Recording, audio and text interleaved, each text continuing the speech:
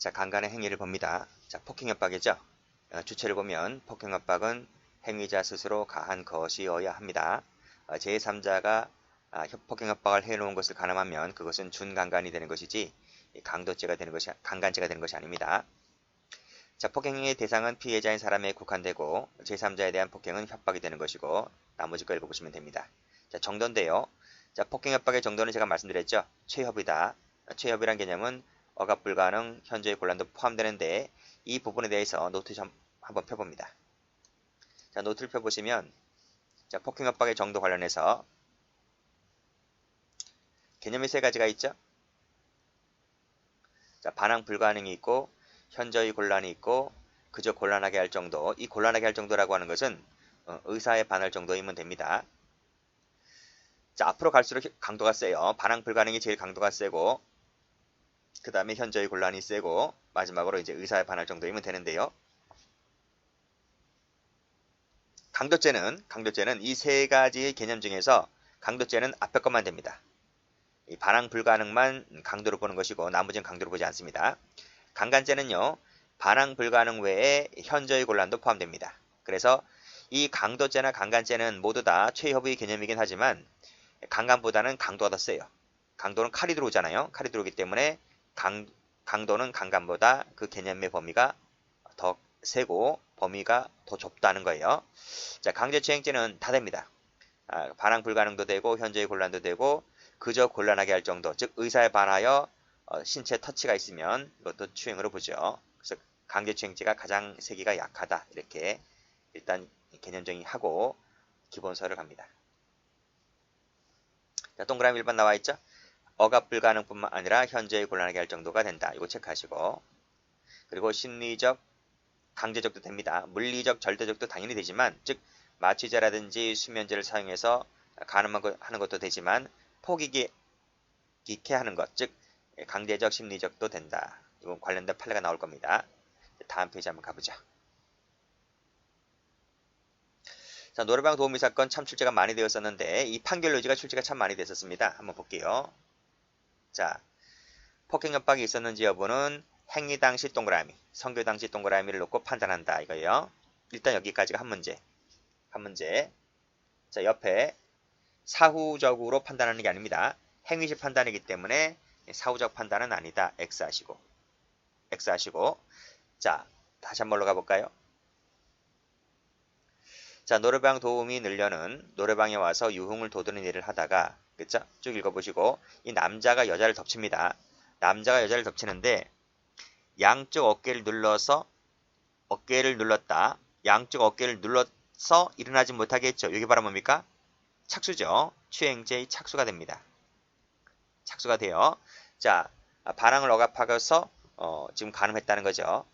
그러나 성행위 당시 을려는 그 장소를 탈출하려고 하거나 소리를 질러서 구조를 요청하거나 하는 적극적으로 반항을 한 흔적은 없었다. 그러면 강간이 안 되는 겁니까? 이 적극적으로 반항을 한 흔적이라고 하는 것이 바로 뭐죠? 요 판결로 이제 나오는데 죽을 힘을 다하여, 즉 사력을 다하여 반항하여야 합니까? 꼭 강간이 성립을 하려면 죽을 힘을 다하여 반항을 했다는 것이 입증되어야 강간이 되는 겁니까? 그렇진 않다는 거죠. 즉 죽을 힘을 다하여 반항하지 않았다 손치더라도 구조 요청을 하지 않았다 손치더라도 바로 뭐다? 상대방의 반항을 억압하거나 현저히 곤란하게 할 정도로 압력을 가해서 가늠을 해버리면 그 상태로 강간이 된다는 겁니다. 그걸 얘기해주고 있는 거죠. 밑에 보시게 되면 사후에 그 장소를 떠날 수 있었다. 사후라는 게 뭐야? 강간을 당한 그 이후를 말하게 되는데, 그렇죠? 강간이 완전히 끝난 다음에 현장을 떠날 수 있었느냐 없었느냐 이건 강간죄를 판단할 때 고려 대상이 되지 않는 거예요. 죽을 힘을 다하여 밑줄짝 X 이런 것은 강간죄 판단할 때 고려 대상이 되지를 않는다. 이렇게 보시면 되겠습니다. 자, 여기 색깔 칠할게요. 선교 당시에다 색깔 칠할게요.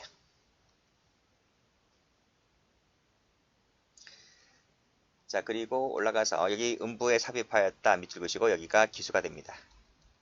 그 양쪽 어깨를 눌렀다는 것이 착수이고, 그 다음에 삽입한 것이 기수이고, 그 이후에 기수가 된 이후에 뭐 탈출을 하려거나 구조를 질러 요청하거나 하는 그런 행위가 없었다 하더라도 기수가 되는 것이지 빠꾸가 되어서 무죄가 되거나 하는 건 아닙니다. 그런 내용이죠.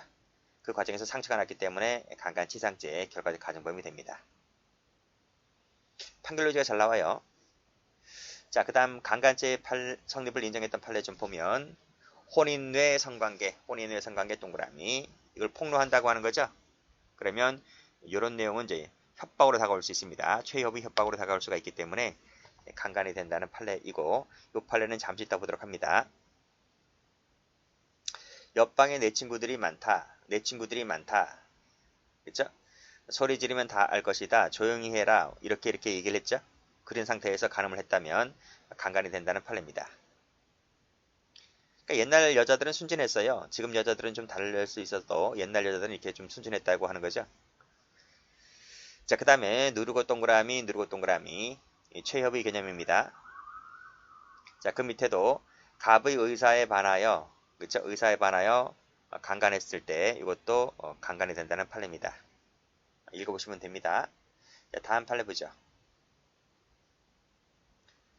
자, 대학교 4학년인데 여관 주인의 방을 안내하였지만 을려는 창피해서 구조를 요청하지 않았다는 거죠. 구조를 요청하지 않은 이유가 뭐야?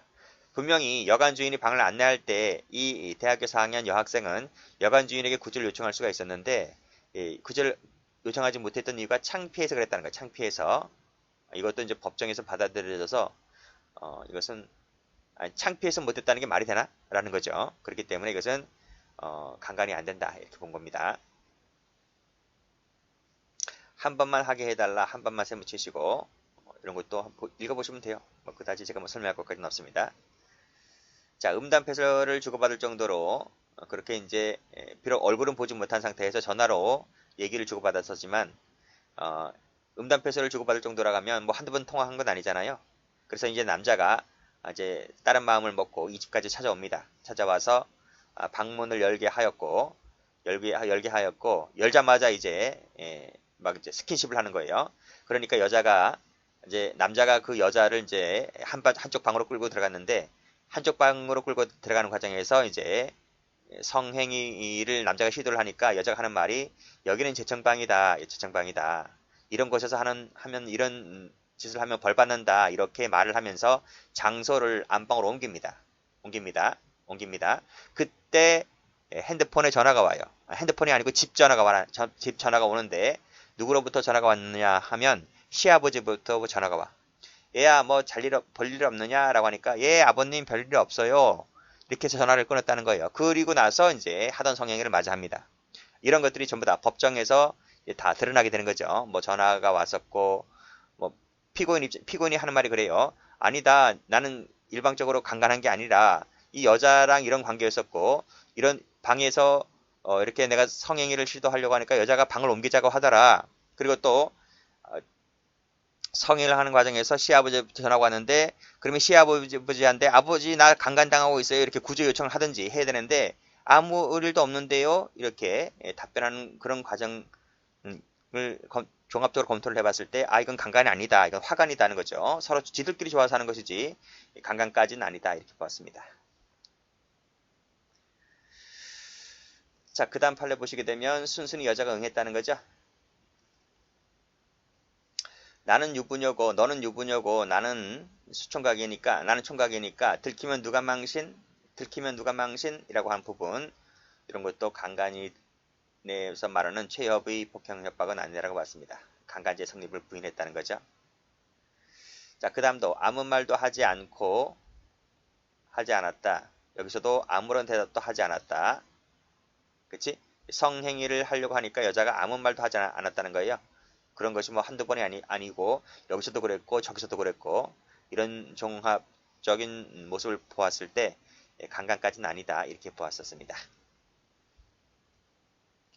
자, 됐죠?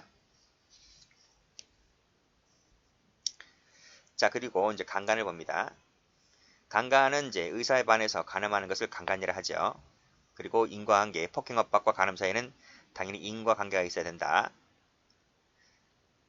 동그라미 2번은 그냥 보시면 돼요. 폭행 협박 후에 동의가 있으면 강간 미수가 되는 것이고 사전에 동의가 있으면 양해가 되는 것이고 한번 읽어보시면 됩니다. 그리고 반항 의사는 폭행 협박 개시 시부터 간음 시까지 이것이 존재해야 되겠죠. 그렇죠.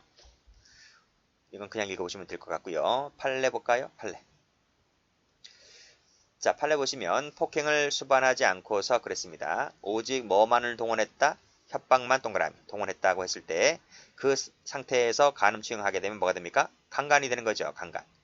그게 최협의 개념이라면 강간이 되는 것이고 그저 곤란하게 할 정도로 터치만 했다면 추행이 되는 것이고 또 폭행이나 협박 그리고 나서 간음 추행 그 사이에 텀이 있어요. 시간적 텀이 있다 하더라도 자, 시간적 텀이 있다 하더라도 그 협박에 의해서 간음이나 추행이 이루어지게 되면 강간이 되거나 추행이 되거나 한다는 겁니다. 즉 폭행 협박과 간음 추행 사이에 시간적 갭이 짧을 수도 있지만 시간적 갭이 좀 크다 하더라도 즉 간격이 있다 하더라도 하등 결론이 달라지는 것은 아니다. 즉 강간이나 추행이 된다라고 하는 것인데 이 판례 좀 보도록 합니다. 일단 색깔부터 칠할게요. 그 강간이라고 하는 것이 폭행 또는 협박이잖아요. and가 아니고 or로 되어 있기 때문에 폭행만 써도 되고 협박만 써도 됩니다. 그러니까 협박만 쓴다 하더라도 그 최협의 상태가 마지막 간음시까지 추행시까지 이어져 있다면 강간이나 추행이 될 수 있다는 것입니다. 중간에 간격이 있다 하더라도 하등 달라질 것은 없는데 이게 무슨 얘기냐면 앞 페이지 한번 가보세요. 이 판례. 혼인의 성관계 폭로 요 판례입니다. 판례번호 똑같을 거예요. 자, 무슨 얘기냐면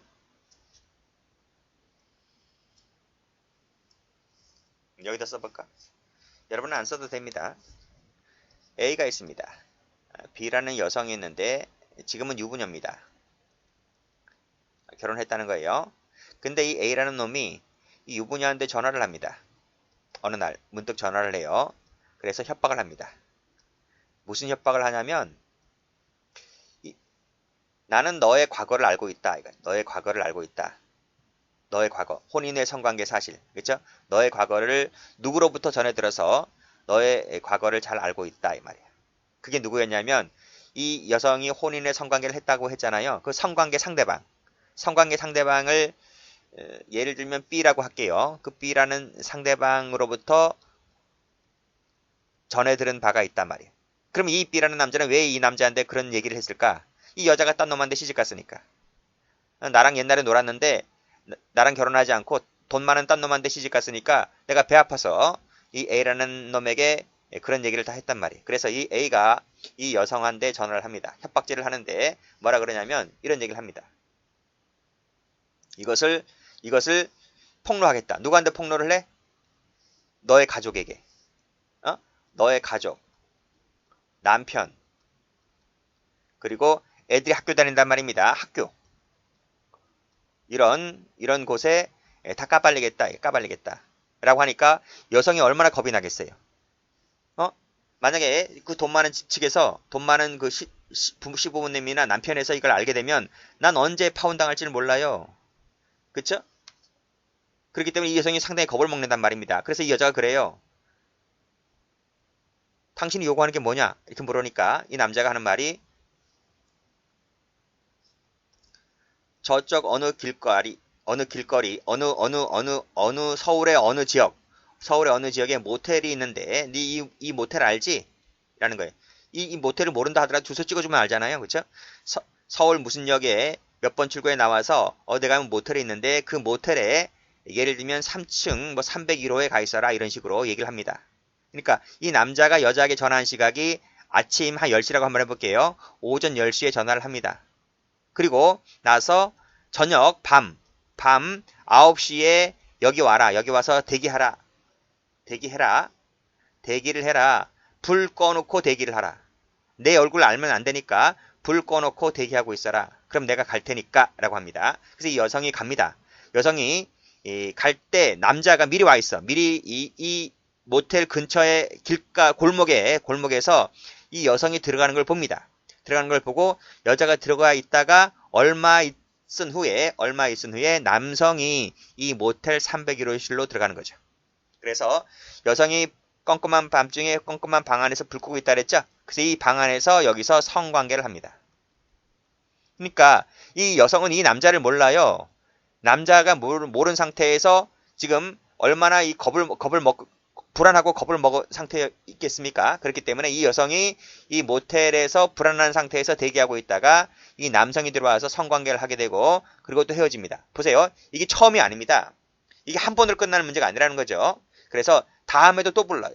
다음에도 또 부르고 그리고 어느 날에는 가는만 하고 또 어느 날에는 추행만 하고 이것이 계속적으로 자꾸 횟수를 반복하다 보니까 축적되다 보니까 이 여성이 이제 못해 먹겠다는 거지.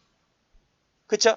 이러다가는 이건 뭐 그렇잖아요. 한두 번도 아니고 이러다 보니까 그래서 이 여성이 결국은 고소를 해버립니다. 고소. 팔레가 뭐라 그래요? 아침에 전화했고 밤중에 그 다음날 그날 밤중이라든지 그 다다음날 뭐 계속 이어질 때 최초의 협박과 간음 사이에 시간적 텀이 있다 할지라도 마지막에 강간이나 추행을 당할 당시에 내가 그 현저히 반항을 불가능하게 할 정도로서의 상태에서 간음을 당했다면 이것도 강간이 될 수 있다는 그러한 판례입니다. 그래서 이 동그라미 1번은 뭐 십자 혼인의 성관계 사실을 폭로하겠다는 것이 이제 협박만 쓴 거죠. 이 남성이 때린 건 아니잖아요. 협박만. 유일하게 협박만 동원해서 어떤 때는 간음을 하고 어떤 때는 추행을 했다라고 했을 때 간음을 했다면 강간죄, 추행을 했다면 추행죄가 됩니다. 우리 팔라가 이것을 최협의 폭행 협박의 개념으로 본 것이죠.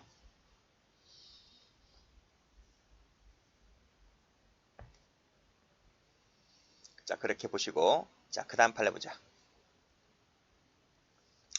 자, 이 판례도 처음 나올 때 제가 이 판례 나온다라고 생각했었어요. 근데 당연히 나오대요. 자, 보통은 우리가 폭행 협박에 먼저 있고 간음이 나중에 있잖아요. 그치? 폭행 협박에 먼저 있고 간음이 나중에 있는데 판례 1번이 말하고 하는 것은 폭행 협박이 반드시 선행되어야 한다. 그러면 틀려요. 보통 일반적으로 선행하는 것이 맞는데 그게 일반적인데 반드시 그렇지 않다는 이 지문이 두 줄짜리가 참 많이 나왔습니다. 최근에. 그 사례가 2번이야. 그 사례가 2번인데 그 2번이 작년도 경간부 시험에 나왔습니다. 그 2번 판결 요지리 봐두세요. 자, 피고인과 피해자는 같이 동거하는 관계였고 어느 날 피고인이 피해자에게 성관계를 요구했는데 피해자는 생리 중이라는 이유로 거부를 합니다. 자, 뭐 쭉 읽어보시고 갑자기 이놈이 달려들죠. 달려들어서 먼저 성기에 삽입을 해버립니다. 즉 뭐가 있지? 간음이 먼저 있는 거죠. 여기 간음이 먼저 있는 거예요. 간음이 먼저 있고 나서 여자가 반항을 하니까 이 남자가 위에서 세게 눌러버립니다. 반항을 억압해버리죠. 그쵸? 이 반항 억압 폭행 협박이 나중에 있는 거죠. 성기가 먼저 있고 이것이 선이고 이 반항 억압이 후인 거죠. 그쵸? 라 하더라도 판례가 뭐라 그럽니까? 이거 강간죄가 된다는 거야. 즉 여기 보세요. 간음 행위를 할 당시에 폭행 협박이 없었다 하더라도 즉 간음이 먼저 있었다 할지라도 간음 행위와 거의 동시에 또는 직후에 바로 그 이후에 폭행이 이루어져서 간음을 한 것으로 볼 수가 있다면 이것도 강간이 될 수 있다는 판례입니다. 요 꺽쇠 2번은 작년도 경간부 문제이고 꺽쇠 1번은 많이 나왔고요. 자, 정리해두세요.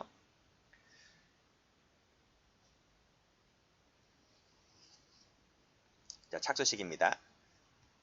당연히 폭행 협박 시죠. 폭행 협박 시가 착수가 되고 삽입하게 되면 기수가 됩니다. 판례 보죠. 판례 1번 여기도 착수 얘기하고 있죠. 빨간색으로 폭행 협박을 개시했을 때 이 개시 동그라미 그때 착수가 있다. 착수가 있는 것이지 실제로 그 항거가 불가능하게 되거나 현저히 곤란하게 된다 하면 틀려요. 실제로 X 요 색깔 요거 수험생들 실수 많이 합니다. 많이 물어보기도 하고요. 실제로 그래야만 한다 하면 틀립니다. 그냥 개시만 하면 착수입니다. 자, 무슨 얘기인지 볼게요. 사실관계도 출제가 잘 됩니다. 만취된 가압은 내연관계에 있는 을려의 딸 병녀의 방에 들어갔어요.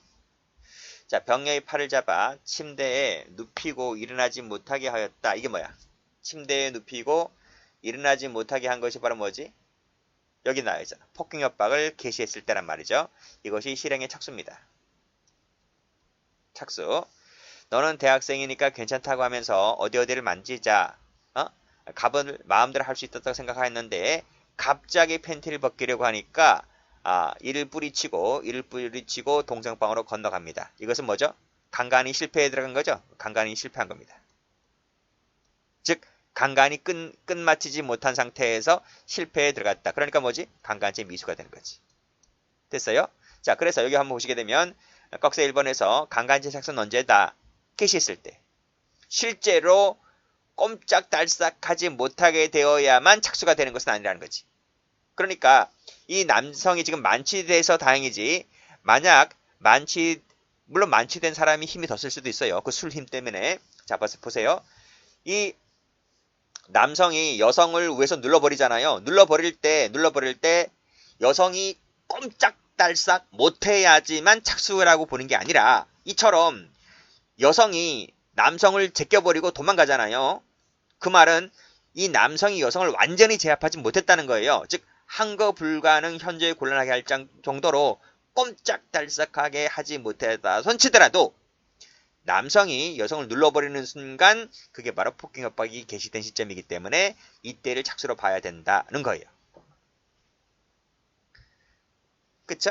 자, 따라서 완전히 제압하지 못해서 도망갔다는 것이 폭행 협박을 개시한 것이 아닌, 폭행 협박을 개시하지 못했다고 보는 것이 아니라 눌러버리는 순간 착수다, 이런 말이에요.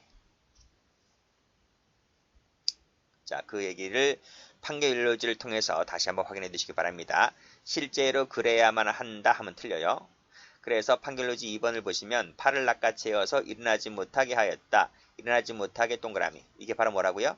이것이 착수라고요. 색깔. 여기가 착수.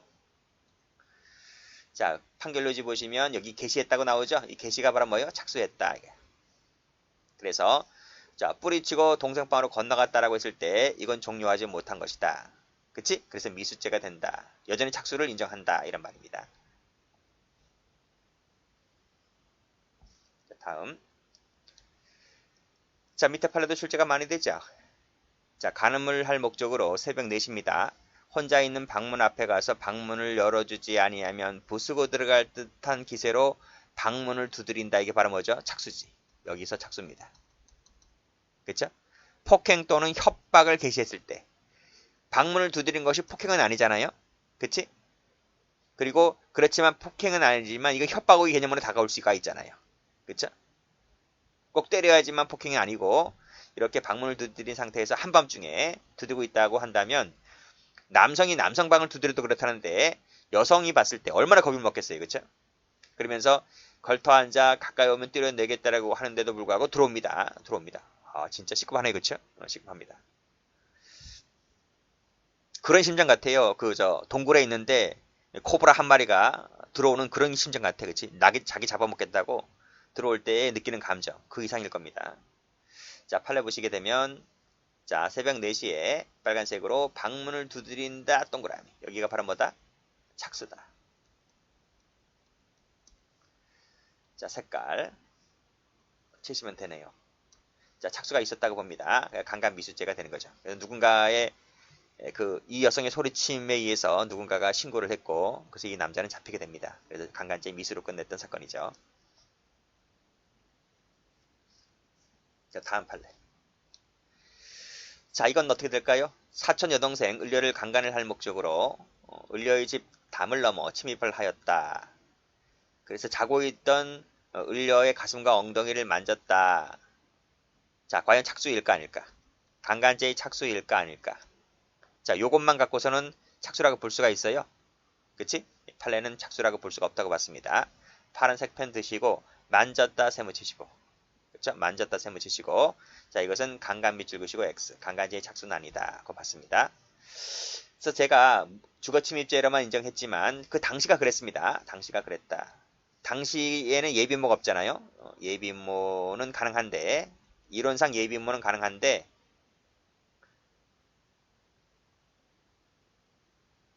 이론상